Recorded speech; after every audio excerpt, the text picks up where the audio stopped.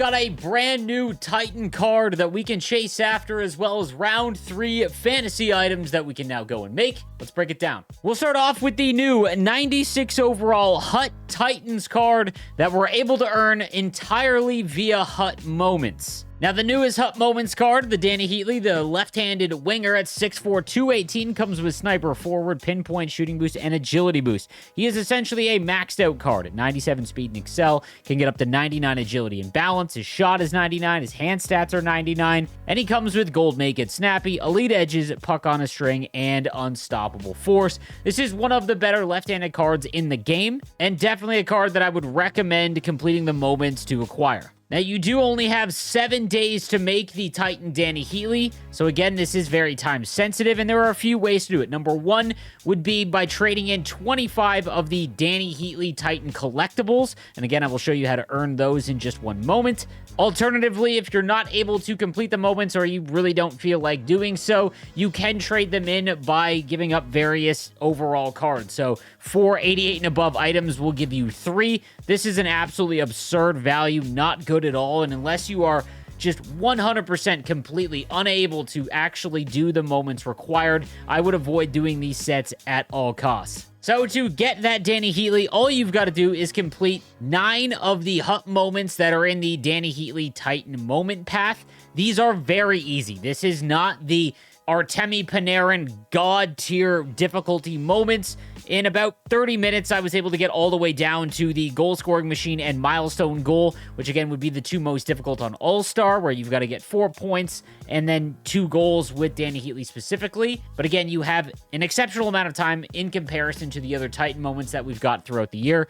Again, this might take the newer player quite some time, but it is definitely of value to you. This card is one of the better ones in the game. Now, we also got round 3 fantasy items featuring the 94 Wyatt Johnston, Zach Hyman, Sebastian Aho, and Brad Marchand. These fantasy items are starting at 94 overall, as opposed to the last 2 rounds that kicked off at 93 overall. Now, they do have only 2 more rounds left, and they are at an exceptional disadvantage to those cards simply because they are only starting at 94s, and there is an additional cost. So again, remember, they will have to score 5 goals in the next 2 rounds to get to 99, which is obviously a lot more difficult than, say, Svechnikov, who had the entire playoffs. But nonetheless, we've got the 94 Brad Marchand at 5'9", 176. He's got 2-way forward, power shooting boost, and pinpoint shooting boost. His skating is at 95 speed and excel, 96 agility, so he will have to hit 99 to get that max skating. His shot is already maxed out. He's got gold close quarters, unstoppable force, and elite edges. Obviously, left-handed winger is probably the most plentiful card, so you really don't have a hole there if you've been playing all year round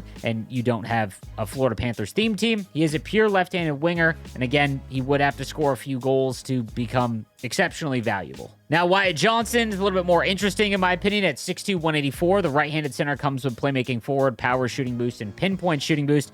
He's got Gold Make It Snappy, Puck on a String, and Elite Edges, 95 Speed and Excel, maxed out agility. He's got 98 shot across the board, same with his hand stats, but he also comes with 97 faceoffs. So if he gets 2 goals, he will have max faceoffs, and he is 6'2", already has a max shot. And again, all of these cards, when they score 1 goal, they will get that 3rd superstar ability, so it'll be interesting to see what they get. But nonetheless, this is probably one of the safer options with Wyatt Johnston. The Edmonton Oilers representative is Zach Hyman at 6'1", 206. He's got sniper forward, power shooting boost, and pinpoint shooting boost with gold close quarters, unstoppable force, and big tipper.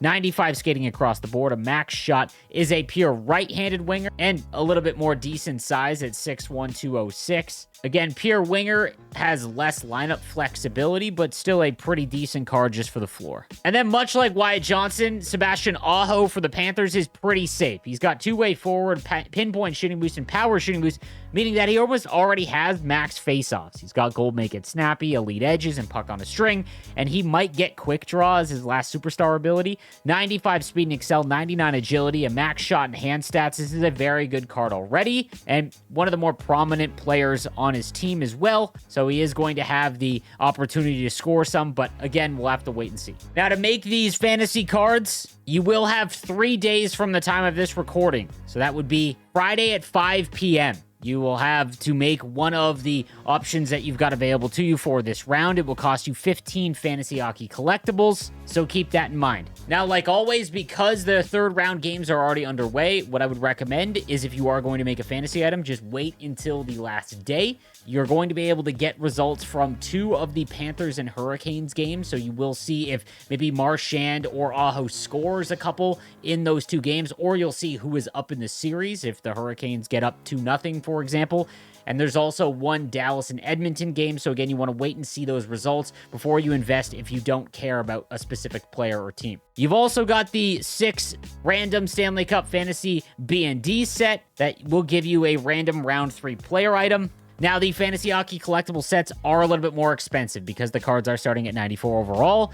To get these collectibles, it's +1 for every set. So a 90 overall, 3 of them will give you a 1-for-1. You will get 3 Fantasy Hockey collectibles as opposed to the 89 from the last 2 rounds. 5 88 and above items will give you 2 Fantasy Hockey collectibles. And then 7 86 and above will give you 1 Fantasy Hockey collectible. Now we also have 2 more PWHL Fantasy Hockey players, Brianne Jenner and Kendall Coyne. Again, for every goal that they score, they will go up +1. Now, something to note is that the PWHL rounds are only 5 games, so there might only be 3 games total played.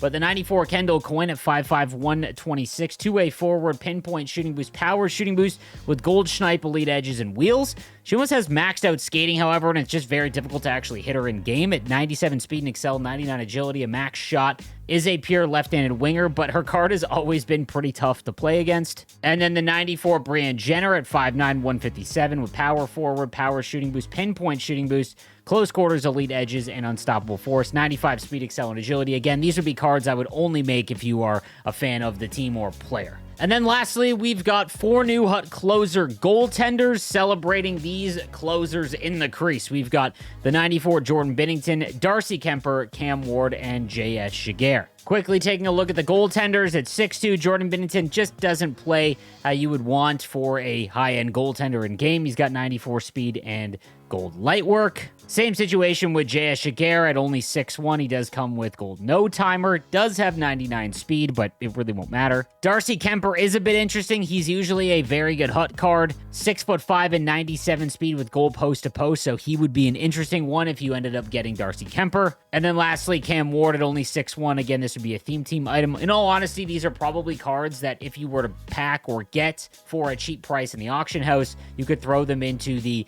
Hedman set, as the Hedman set requires 2 94s. It doesn't just have to be MSPs. Now, we also got new weekly objectives, where in any mode, you just got to complete some various objectives. You'll get this by just passively playing. None of these are very difficult, and you will get a random 86 and above overall chance player pack. Again, you don't even have to try to get this complete. And the last thing I do want to bring up to everyone is that we are getting a new XP path very shortly on Thursday.